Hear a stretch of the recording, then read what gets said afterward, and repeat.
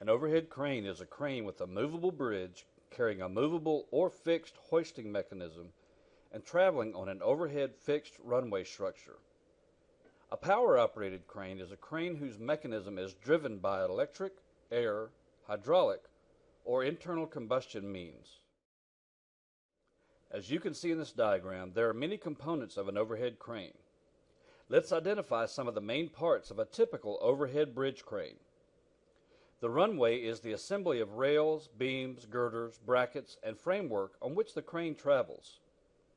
The trolley is the unit that travels on the bridge rails and carries the hoisting mechanism. The main hoist is the lifting mechanism provided for raising the maximum rated load. And the drum is the cylindrical member around which the cables or ropes are wound for raising and lowering the load.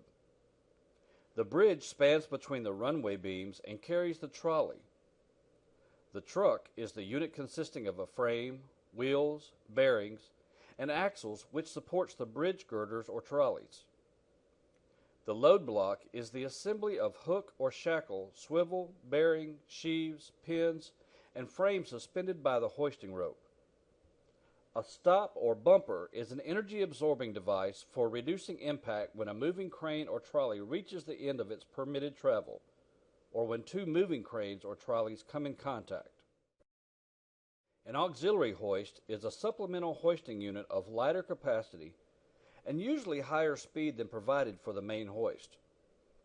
A holding brake is a brake that automatically prevents motion when power is off.